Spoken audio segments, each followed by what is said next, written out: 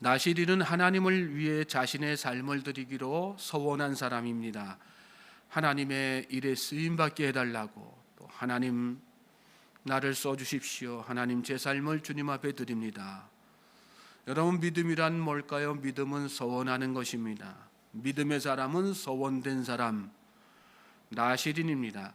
믿음의 사람은 나시린처럼 자신의 몸을 하나님께 드리기 위해서 거룩한 삶, 구별된 삶을, 그것이 비록 힘들고 어렵고 또 번거롭고 자신을 만족시키는 모든 것들을 내려놓아야 되는 것이지만 오히려 기쁨으로 또 감사함으로 사는 것입니다. 하나님은 나시린으로 서원한 자들이 자신의 몸을 구별하기 위해서 하지 말아야 할 것들을 말씀하셨습니다. 우리가 어제 살펴본 본문 말씀이죠. 포도주나 독주를 멀리하고 절대로 마시지 말라. 포도즙도 마시지 말고 생포도나 건포도도 먹지 말라. 거룩한 삶에 도움되지 않는 일은 쳐다도 보지 말라는 그런 말씀을 하신 것입니다. 오늘 저와 여러분의 거룩함을 또 경건함을, 나시린의 삶을 방해하는 것들이 있습니까? 그것을 쳐다도 보지 않는 저와 여러분 될 수 있기를, 근접할 틈을 주지 않는 저와 여러분 될 수 있기를 주님의 이름으로 소망합니다. 나시린들은 서원 기간에 머리에 삭도를 낼 수 없었습니다. 머리는 하나님의 주권을 상징하는 것이기 때문에 주권자이신 하나님 앞에서 자신을 철저하게 복종시키며 오직 하나님만 경배하며 살겠다는 그 의지를 표현하도록 하신 것입니다. 여러분, 그리스도인은 하나님의 주권을 인정하면서 살아야지 됩니다. 하나님의 주권을 인정하는 것은 철저하게 하나님 앞에서 순종하는 삶을 사는 것입니다. 나에게 주신 삶, 나에게 주신 시간, 물질, 능력, 재능을 오직 하나님을 경외하는 일에 사용하는 것이 바로 하나님의 주권을 인정하면서 사는 것입니다. 하나님의 주권을 인정할 때 하나님께서는 그를 높여주십니다.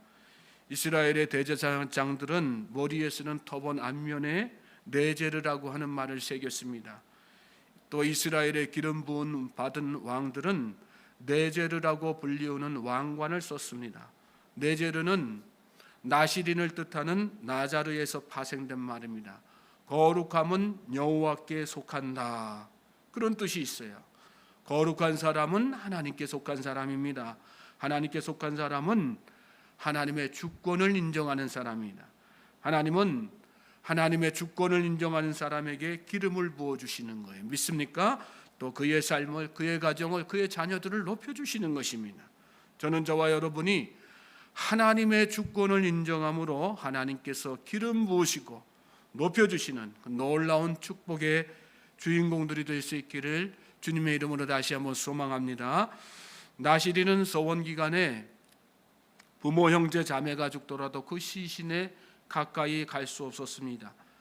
하나님의 일을 한다고 가족 돌보지 말라는 뜻이 아닙니다. 가족과 멀리 하는 것이 하나님과 함께 하는 것이다, 그런 말씀하고자 하신 것이 아닙니다. 시신은 죄를 상징하는 것이기 때문에 죄가 틈탈 기회를 절대로 주지 말라는 그런 말씀입니다. 부모, 형제, 자매를 사랑하되 하나님을 더욱더 사랑하는 일에 매진하면서 살라는 그런 뜻입니다. 자, 오늘 본문은 그렇게 하나님께서 나시린으로서 하지 말아야 할 일들을 이렇게 말씀하시고 그것을 철저하게 지켜감에도 불구하고, 그럼에도 불구하고 의도치 않게 부정하게 되는 일 생겼을 때 그때에 치러야지 될 정결례에 관한 말씀을 하시는 그런 내용입니다. 9절 말씀 보십시오. 누가 갑자기 그 곁에서 죽어서 스스로 구별한 자의 머리를 더럽히면 그의 몸을 정결하게 하는 날에 머리를 밀 것이니 곧 일곱째 날에 밀 것이며. 누가 갑자기 그 곁에서 죽어서, 부모, 형제가 죽더라도 시신 곁에 가지 않을 정도로 이 나시린이 부정하게 되지 않기 위해서 힘을 썼지만 갑자기 곁에 있는 사람이 죽는 경우가 생겼을 때, 여기 갑자기라고 하는 말은 히브리어 원어로 하면 눈 깜박할 사이에, 뜻밖의 그런 뜻이 있어요. 피할 틈이 없는 그런 상황이 된 것이죠. 어떤 경우가 있을까요? 곁에 누군가 막 죽어가고 있는데 그냥 두고 볼 수 없지 않습니까? 그를 살리기 위해서 애쓰고 보살피다가 갑작스럽게 죽게 되면 의도치 않게 시체를 접촉하게 되는 거죠. 또 강도가 만약에 집안에 들었는데 자신이나 가족들을 해치려고 한단 말입니다. 그런데 그냥 두고 볼 수 없는 거잖아요. 방어하다 보니까 의도치 않게 그 사람을 상하게 만들 수도 있는 거예요. 그런 경우에도 의도치 않게 다 자기가 해하려는 그런 마음이 없었지만 해하게 되고 또 접촉하게 되니까 부정하게 되는 그런 상황들이 다 벌어지는 것입니다. 그렇게 자신의 의지와는 무관하게 시신을 접촉해서 부정하게 되었을 때 그 원래대로 하면 시신을 접촉했기 때문에 부정한 몸이 되어서 나시린의 자격을 완전히 상실하게 되어 있습니다. 그런데 하나님은 그런 경우에 나시린의 자격을 다시 회복할 수 있도록 정결법을 그들에게 마련해 주신 것입니다. 여러분, 하나님은 행동의 결과 이전에 동기를 먼저 보시는 분이라는 것을 여러분 믿으시기 바랍니다. 하나님은 또한 인간의 연약함을 이해하시고 동정하시는 분이세요.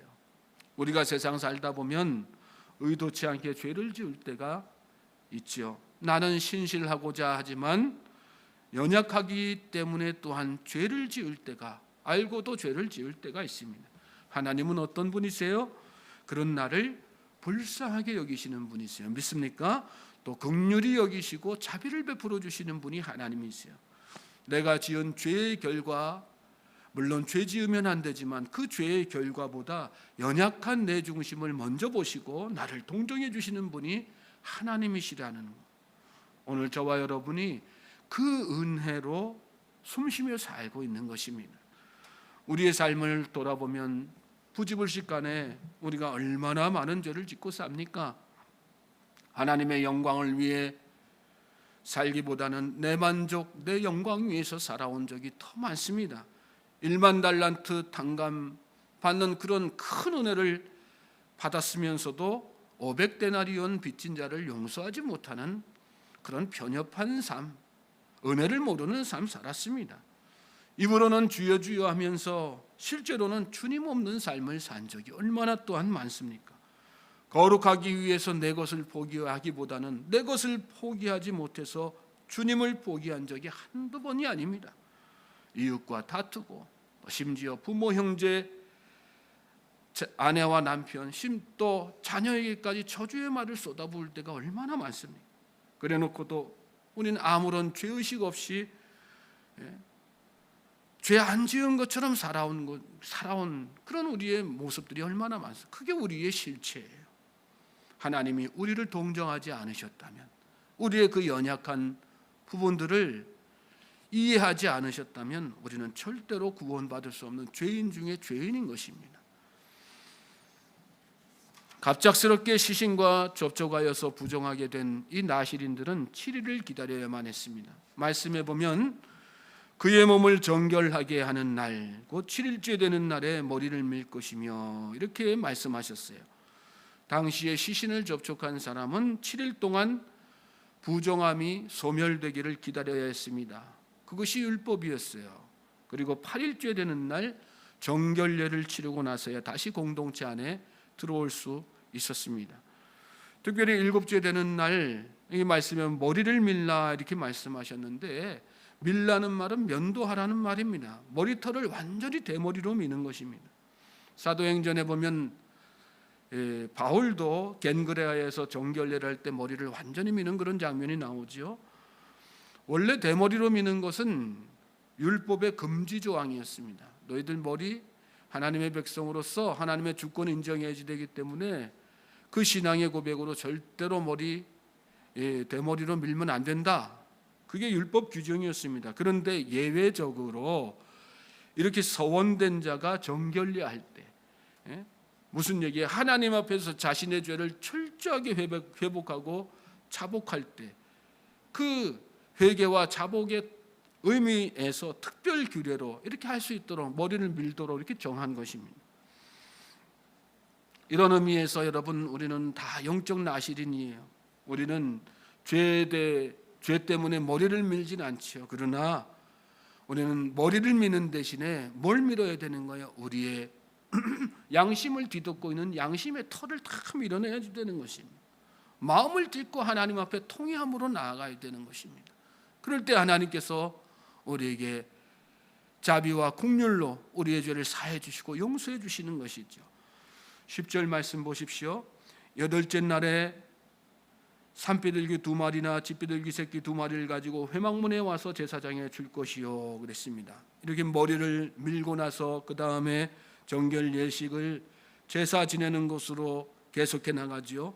여덟째 날에 그랬는데 바른 성경의 부활과 회복을 상징하는 그런 숫자입니다. 여덟째 날이란 죄된 과거를 청산하고 새로운 삶을 시작하는 그런 날이 되는 거예요. 나실인이 부정했던 자신의 과거 흔적을 다 밀어버리고 하나님과 새로운 관계에서 새 삶을 시작하는 그런 날이 되는 것입니다. 이 날은 여러분, 그리스도 예수를 믿은 우리가 새 삶을 시작하게 되는 상징적인 의미가 있는 날입니다. 누구든지 그리스도 안에 있으면 새로운 피조물이라, 이전 것은 지나갔으니 새 것이 되었도다, 이렇게 말씀하셨어요. 예수님은 우리에게 새 생명을 주셨습니다. 믿습니까? 예수님을 믿은 순간 우리는 이미 부활의 몸을 다 입은 것입니다. 새 사람이 된 것입니다. 앞으로 새 사람이 되는 것이 아니라 우리는 이미 새 사람이 된 것입니다. 저는 저와 여러분이 이 믿음으로 날마다 새로운 삶을 살 수 있게 되기를 주님의 이름으로 축복합니다. 나실인은 새 삶을 시작하는 증거로 제물을 가져다가 속죄제와 번제를 드려야 했습니다. 산비둘기 2마리나 집비둘기 새끼 2마리를 가지고 회막문에 와서 제사장에게 줄 것이요. 또 11절에는 제사장은 그 하나를 속죄제물로 하나를 번제물로 드려서 그의 시체로 말미암아 얻은 죄를 속하고 또 그는 그날에 그의 머리를 성결하게 할 것이며, 이런 과정 통해서 성결한 몸을 입게 하시는 그런 말씀이죠. 또 그걸로 끝이 아니에요. 12절에는 자기 몸을 구별하여 여호와께 드릴 날을 새로 정하고 1년 된 수량을 가져다가 속건 제물로 드릴지니라. 자기의 몸을 구별한 때에 그의 몸을 더럽혔은즉 지나간 기간 무효니라. 새롭게 지나간 시간들 다 뒤로하고 새롭게 시작하기 위해서 속죄제 또 번제 드린 후에 1년 된 수량 가져다가 속건 제물까지도 다 이렇게 드려야 되는 아주 복잡한 절차를 거친 것이죠. 그렇습니다. 구약의 나실인들은 이렇게 의도치 않게 부정한 몸이 되었을 때라도 소원 기간을 새롭게 정한 기간 동안에 그 부정함이 다 사라지도록 복잡한 제사 절차를 다 지내야만 됐습니다. 여러분, 우리에게 우리의 정결함을 위해서 이런 복잡한 절차를 거쳐야만 한다고 한다면 우리가 얼마나 번거롭겠어요. 그런데 영적인 나실인 우리에게는 하나님께서 더 큰 은혜 베풀어 주셨죠. 이런 절차를 거치지 않고도 단번 제사로서 우리의 정결함을 다 회복할 수 있는 길을 열어주셨습니다. 그것이 무엇입니까? 바로 예수 그리스도입니다. 예수님이 영원한 희생 제물, 단번 드림으로 말미암아 영원한 희생 제물 되심으로 말미암아 우리는 이러한 복잡한 절차가 더 이상 드리지 않아도 예수 그리스도를 믿음으로 말미암아 다 정결한 백성 될 수 있는 놀라운 은총을 얻게 된 것입니다. 히브리서 9장 11절 12절에 보면 그리스도께서는 장래 좋은 일의 대제사장으로서 손으로 짓지 아니한 곧 이 창조에 속하지 아니한 더 크고 온전한 장막으로 말미암아 염소와 송아지의 피로 하지 아니하고 오직 자기의 피로 영원한 속죄를 이루사 단번에 성소에 들어가셨느니라. 우리는 예수 그리스도를 믿음으로 말미암아 예수님처럼 이렇게 정결한 백성 되어서 거룩한 성소에 들어갈 수 있는 은혜를 입게 된 것입니다. 감사하며 살 수 있는 저와 여러분 될 수 있기를 주님의 이름으로 소망합니다. 또 로마서 8장 1절 2절에는 그러므로 이제 그리스도 예수 안에 있는 자에게는 결코 정죄함이 없나니 이는 그리스도 예수 안에 있는 생명의 성령의 법이 죄와 사망의 법에서 너를 해방하였습니다. 결코 정죄함이 없다 말씀하셨어요. 예수 그리스도를 믿는 사람, 예수 그리스도의 보혈을 덧입고 사는 사람은 결코 정죄함이 없는 것입니다. 저와 여러분은 다 나실인입니다. 우리는 연약해서 죄를 다 짓죠. 부지불식간에 연약해서 또 짓고 의도치 않은 상태에서 무지해서도 짓습니다. 하나님은 그런 우리를 동정하셨어요. 그리고 예수님의 보혈로 말미암아 우리는 단번에 그 제사로 하나님 앞에 정결함을 얻는 놀라운 은총을 얻게 된 것입니다. 그 피의 효력은 여러분 우리의 현재의 죄를 다 씻어낼 뿐 아니라 앞으로의 죄도 다 씻어내는 놀라운 능력이 있는 피입니다. 그 피의 능력을 믿고 여러분 우리는 지금까지의 죄, 또 지금 현재 또 아직 해결하지 못한 죄가 있다면 주님 앞에 철저하게 잡아가고 회복해야지 됩니다. 그리고 정결한 하나님의 백성으로서 참된 서원인, 참된 나시린으로서의 삶을 매일매일 날마다 살아가야 되는 것입니다. 그럴 때 하나님께서 우리의 삶을 축복하시고 우리의 인생을 높여주시는 것입니다. 우리의 자손을 다 축복해 주시고 여러분의 자녀들도 다 세상 가운데서 높여주시는 것입니다. 이 하루가 이 말씀을 깊이 있게 묵상하는 가운데 영적 나시린으로서의 삶을 다시 한번 회복하는, 그리고 정결한 하나님의 백성으로서 하나님의 주권을 인정하는 새 삶을 시작하는 복된 하루 되기를 주님의 이름으로 다시 한번 소망하고 축복합니다.